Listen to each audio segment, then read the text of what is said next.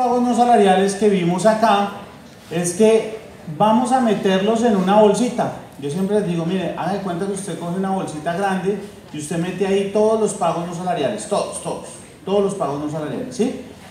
Y entonces ahí están bonificaciones, primas extralegales, auxilios, beneficios, medios de transporte, gastos de representación, gratificaciones, todos los pagos que le doy en dinero o en especie. Y aquí me detengo en eso porque nosotros normalmente metemos en esa bolsita todos los pagos en dinero, ¿cierto? Porque esos son los que salen en el comprobante de nómina. Pero los que le doy en especie al trabajador, uno dice, no, pero es que como yo eso se lo giré fue la medicina prepagada, por ejemplo, yo se la giré fue a la empresa que presta el servicio de medicina prepagada. La universidad que teníamos por acá, el diplomado ese que le pagamos para que estudie normas internacionales, yo se lo pagué, fue a la universidad, ¿cierto? Y ahí es cuando uno a veces dice, ¿se acuerdan por aquí de Diana? Entonces uno a veces dice, no, pues para que no sea rastreable eso, entonces digámosle a Diana que no le voy a dar el 50, el 100, el 20, el 50 o el 100, sino que lo que voy a hacer es que le voy a dar es viajes. Entonces le digo, Diana, si tú vendes 100 millones, te llevo a Cartagena, te envío a Cartagena. Si son 200 millones, entonces vas a Cancún. Y si son 300 millones, entonces te llevo a ver a Mickey Mouse. Entonces uno dice, ah, claro, es que, ¿sí ve? Porque es que es en especie. Si yo le doy algo así al trabajador, tengo que incluirlo ahí dentro de esa bolsita, ¿sí? En especie. Y eso es lo que nosotros normalmente cuando enviamos una acción persuasiva, ¿dónde lo identificamos? No lo identificamos en su nómina. Lo identificamos en la información exógena porque aparece por allá pagos a terceros, ¿cierto? Y entonces podemos por allá empezar a cruzar otras fuentes de información e identificamos que esos recursos son para algunos trabajadores. Son cosas que registramos contablemente que no registramos en la nómina. Por ejemplo, ay, que se quedó hasta las 10 de la noche, entonces yo le di para el taxi, para la comida, pero no le pedí recibo ni nada, entonces se lo coloqué a nombre del trabajador. Eso entra ahí, entra aquí, ¿sí? Eso entraría. Todos esos pagos que quedan en cabeza del trabajador entran ahí. Y los que le pago a terceros, pero para beneficio del trabajador, también entran ahí. ¿Listo? ¿Cuáles son los únicos que no van a entrar en esta bolsita? Las prestaciones sociales. ¿Por qué no entran? Porque el Ministerio de Trabajo, en un concepto del año 2013, dijo que no entraran, que no se incluyeran dentro del total de la remuneración. Y entonces cuando nosotros hicimos el acuerdo 1035 y fuimos a mirar la aplicación del artículo 30 de la ley 1393 de 2010, decía todos los pagos no salariales. ¿Sí? La unidad de incorporar a la base de cotización, deportes, salud, pensión y riesgos laborales, los pagos no constitutivos de salario del respectivo mes que excedan el 40% del total de la remuneración. ¿Sí? Ahí no dijo, y saque las prestaciones sociales, y saque, no dijo nada de eso. Lo único que encontramos fue este concepto del Ministerio de Trabajo y por eso lo suspendimos temporalmente, ese literal A del acuerdo 1035. Es decir, que eso no se va a incluir ahí dentro de esta bolsita. ¿Bien? ¿Y qué voy a hacer con esta bolsita? Voy a aplicar esta formulita para identificar este componente. Total de los pagos no salariales menos el resultante del total de la remuneración por el 40%. Entonces nos vamos aquí a preguntar, Diana, ¿cuánto recibiste de pagos no salariales? 2 millones de pesos. Bien. ¿Cuál era el total de tu remuneración? 7 millones. 7 millones por el 40%, 2.800. ¿Los 2 millones exceden algo los 2.800? No, ¿cierto? No exceden nada. 2 millones menos 2.800 nos daría menos 800. No lo exceden nada. Quiere decir eso que la base de cotización de Diana va a ser únicamente los pagos salariales. ¿Sí? Nos devolvemos por aquí. ¿Se acuerdan de eso? Entonces, miren, Los pagos salariales nomás. ¿Bien? Porque no hay nada. ¿Y hay novedades? No hubo novedades, ¿cierto? Entonces el IBC de Diana va a ser los 5 millones de pesos. Ya les coloco la diapositiva. ¿Listo? Los 5 millones de pesos. Bien. Nora, ¿cuánto recibiste de pagos no salariales? De pagos no salariales. 3 millones. ¿Cuánto era tu remuneración? 8 millones. 8 millones por el 40%, 3,200. Los 3 millones que te di de pagos no salariales, ¿en cuánto exceden los 3,200? En nada. ¿Cierto? En nada. Entonces, ¿cuál será tu base de cotización? La porción salarial, ¿cierto? Los mismos 5 millones de pesos. Si vieron que para el caso de Diana eran 5 millones de pesos y para el caso de Nora 5 millones de pesos, entonces, ¿cuál es la diferencia que hay entre ellas dos?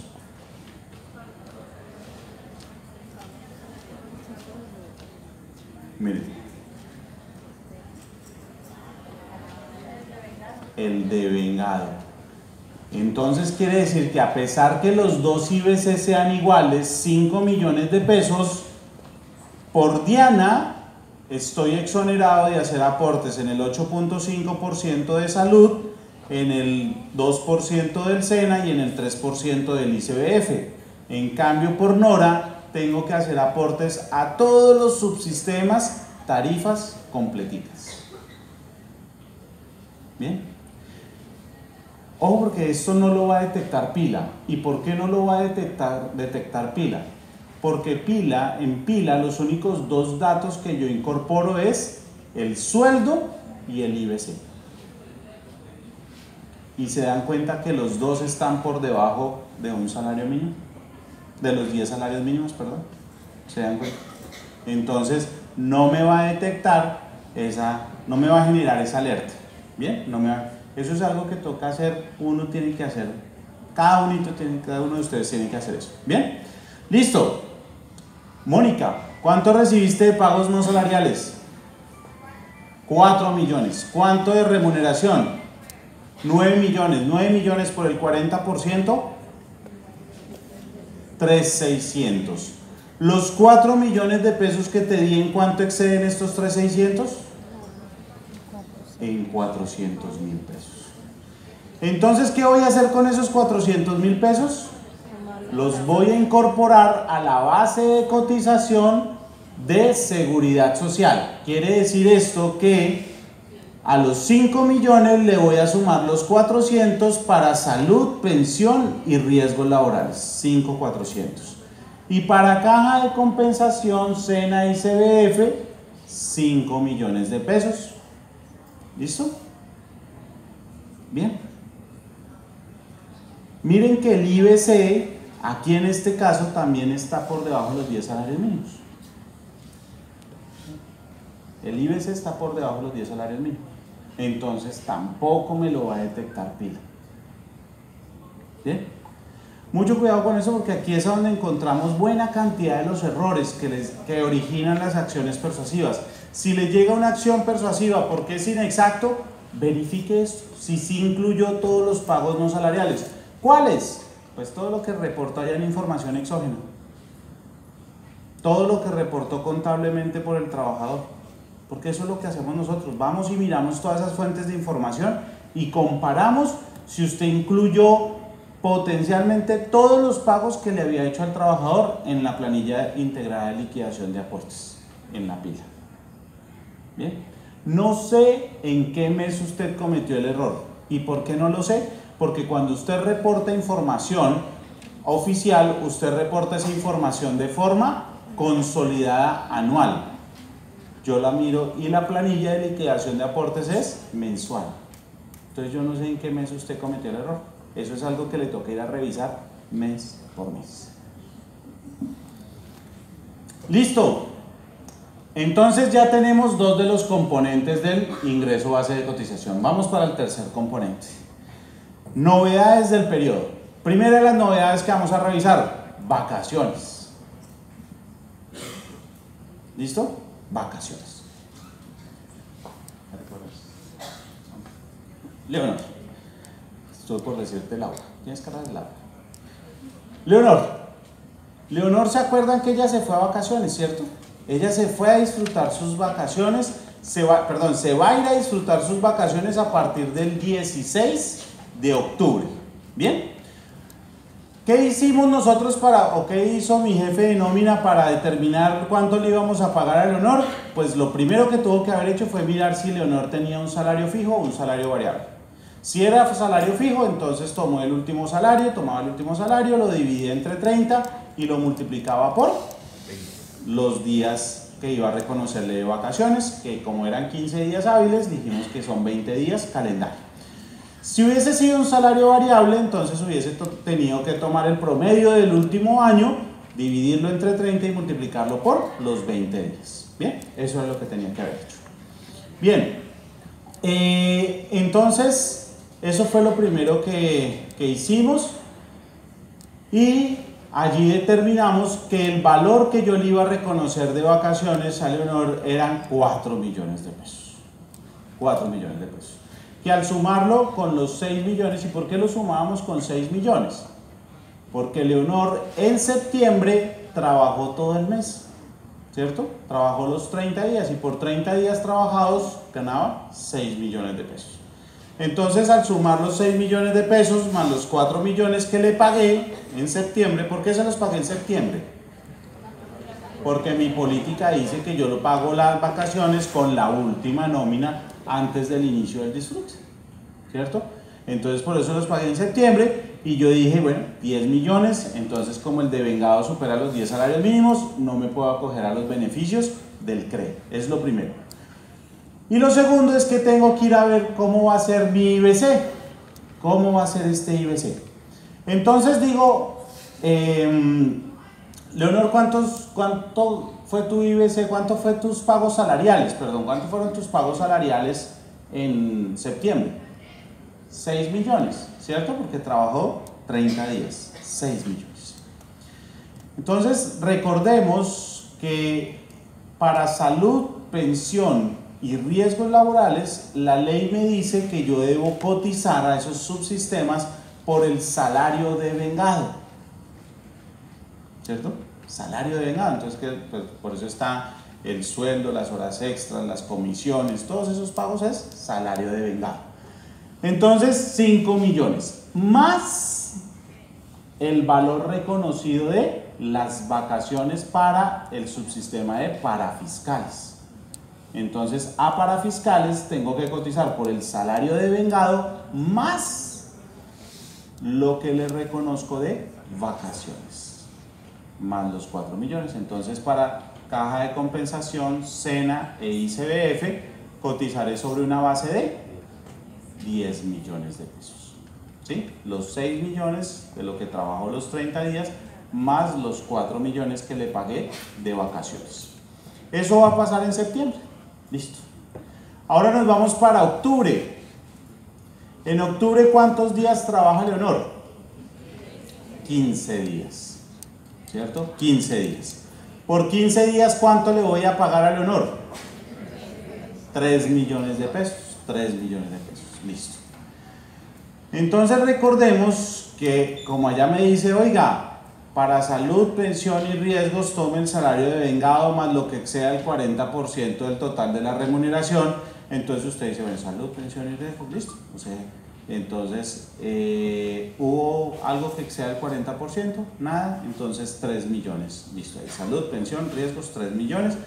Y por 15 días, ¿cierto? Porque son los 15 días que ella ha trabajado, más, y para parafiscales, pues por el valor del salario devengado. ¿Cuánto devengó ella? 3 millones de pesos. Entonces para fiscales, 3 millones de pesos. Pero resulta que para dos subsistemas me toca cotizar por 30 días. ¿Para cuáles? Salud y pensión. A riesgos no, porque riesgos solo cotizo por los 15 días que trabajó Leonor. Pero a salud y pensión sí tengo que cotizar por los 30 días. Ya tenemos solucionado los primeros 15 días, ¿cierto? Los 3 millones de lo que trabajó. Pero nos hacen falta los otros 15 días, que es la novedad de vacaciones. Entonces ahí puedo tomar una de estas tres opciones. Les cuento, solo una de esas está bien. Tengo tres opciones, pero solo una es correcta. Primera opción, tomo el sueldo de Leonor, 6 millones de pesos, lo divido entre 30 y lo multiplico por los 15 días que me hace falta para cotizar octubre. Esa es la opción 1. Opción 2, tomo el valor que le pagué de vacaciones a Leonor, lo divido entre los días que le reconocí, o sea, los 4 millones lo divido entre 20 y lo multiplico por los 15. Esa es la opción 2. ¿Listo? Opción 3. Voy al IBC del mes inmediatamente anterior al inicio de la novedad. Lo divido, ¿cuál IBC? Salud, porque voy a terminar aquí salud, ¿cierto? En octubre. Entonces voy al IBC del mes anterior, lo divido entre 30 y lo multiplico por los 15 días. ¿Quién se queda con la opción A? ¿No? ¿Ninguno? ¿Quién se queda con la opción B? O sea, vacación, todos los 4 millones lo divido entre 20 y lo multiplico por los 15. Bien. ¿Quién se queda con la opción C? Como no sé, marco la D.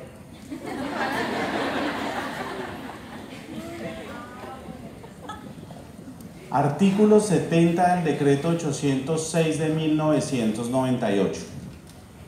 Artículo 70 del decreto 806 de 1998. Durante los periodos de licencias remuneradas o vacaciones disfrutadas, debo tomar el IBC del periodo inmediatamente anterior al inicio de la novedad, lo divido entre 30 y lo multiplico por los días de la novedad. Entonces es la opción C. ¿Listo? Y ahí es donde más errores nosotros encontramos. Ahí es donde más errores nosotros encontramos, en la aplicación de este artículo 70. Bien, lo que tenemos que hacer es eso. ¿Y por qué tenemos que hacer eso? Mire, supongamos que Leonor hubiese tenido una incapacidad, el IBC hubiese sido más bajo.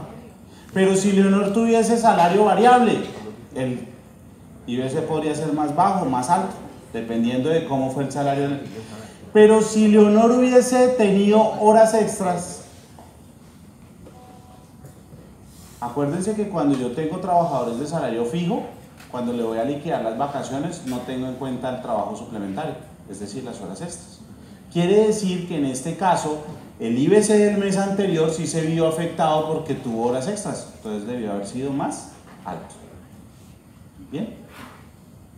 Esta aplicación es algo que genera demasiados errores en los procesos de fiscalización que tenemos. ¿Claro hasta aquí?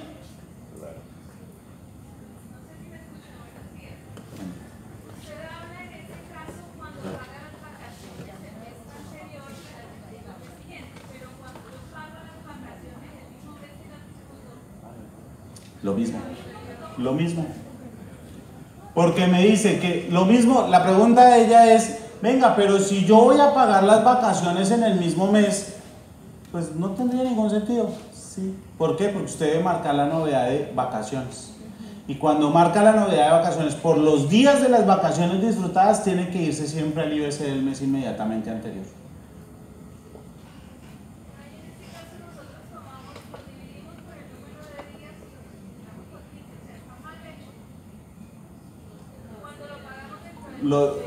Sí, claro. Si yo pagara dentro del mismo mes, supongamos que se va del 1 al 20, ¿cierto? Entonces trabaja 10 días.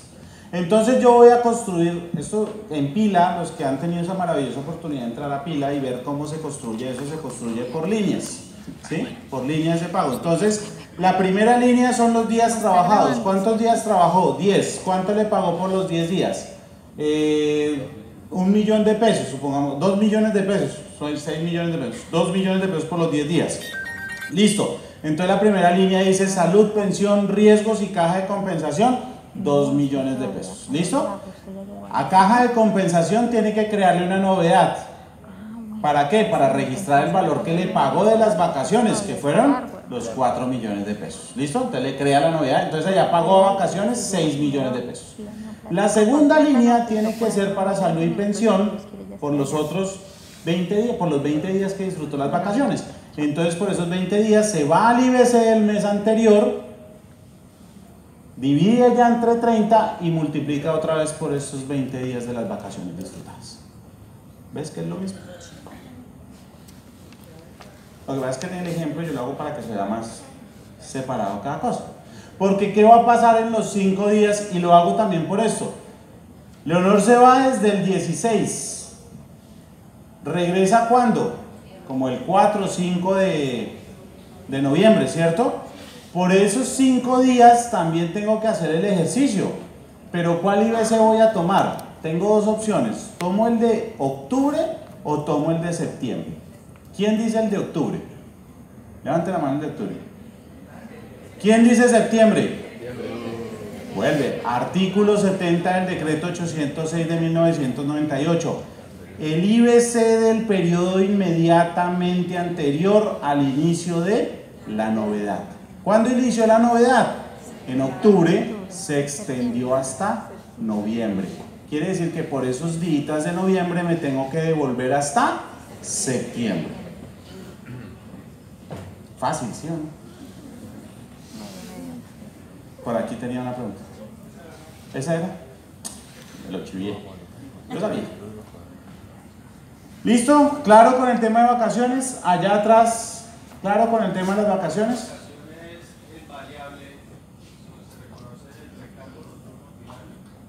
Dice la ley allí que el trabajo suplementario no se incluye para liquidar las vacaciones.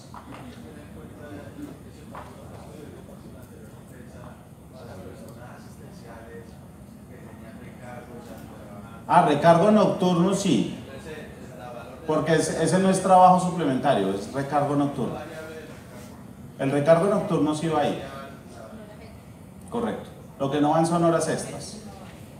Ni horas extras nocturnas ni nada de eso, sino es recargo nocturno, ¿sí? ¿Listo? Bien, claro entonces hasta ahí, señor.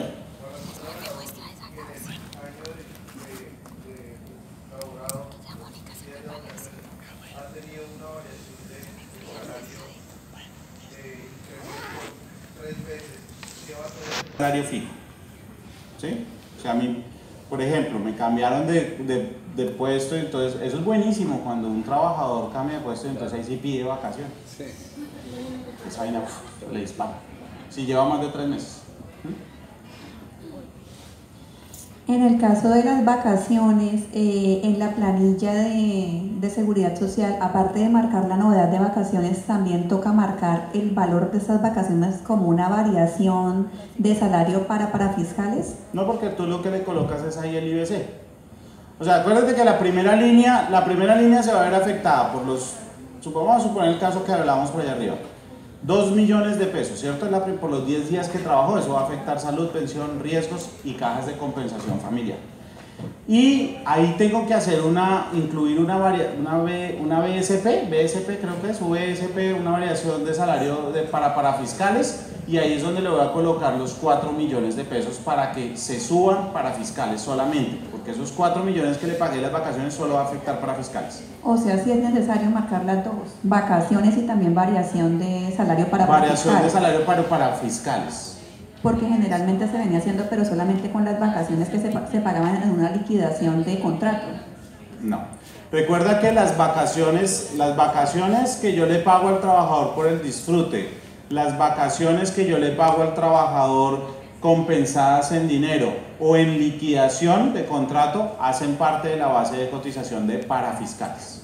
Lo dice la ley 21 de 1982 por acá. Por aquí. Bien. Artículo 17. ¿Listo? Circular 018 del Ministerio de la Salud y Protección Social también lo hago.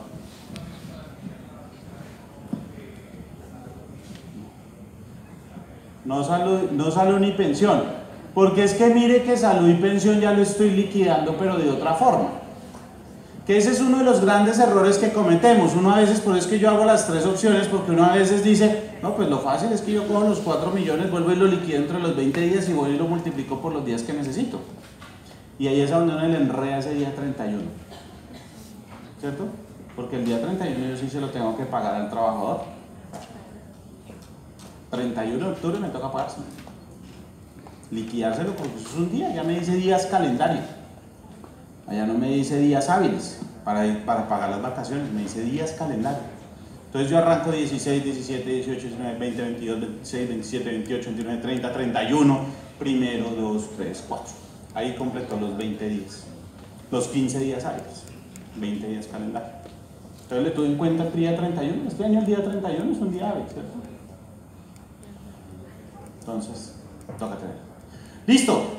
En el caso de las incapacidades y la licencia de maternidad, el valor que debo incluir en el IBC, ¿cuál es? El que me reconozca la administradora. ¿Cómo así? Pero si yo lo que hago es que yo tengo un archivo allá en Excel, una cosa sofisticada, y yo calculo allá.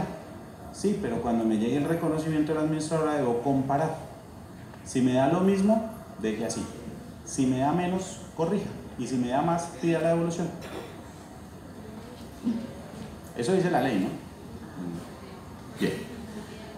Artículo 70, segundo inciso del artículo 76. Por periodos de huelga o suspensión temporal del contrato.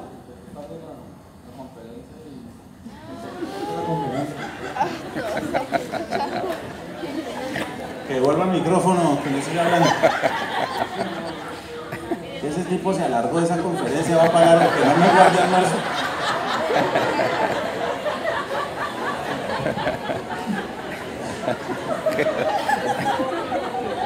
Bueno, que ya nos dieron pastel, que con eso aguantamos. Bien, listo. Es que sí le pasan muchas. Micrófonos abiertos. Bien, entonces acordémonos de los pilotos de Avianca, ¿cierto? Paro de Avianca. Entonces, ustedes se acuerdan que ese paro fue en octubre y noviembre del año pasado. Y cuando hubo ese paro, ¿qué pasó? Pues hubo huelga, se decretó una huelga, ya dijeron que era ilegal, pero eso no hubiera el momento. El departamento de nómina de Avianca tenía un grave problema, porque entonces, bueno, ¿y cómo le liquidamos seguridad social? Porque por los días de huelga, sí o sí, yo tengo que de todas maneras cotizar a salud y pensión. Como mínimo, la parte que me corresponde a...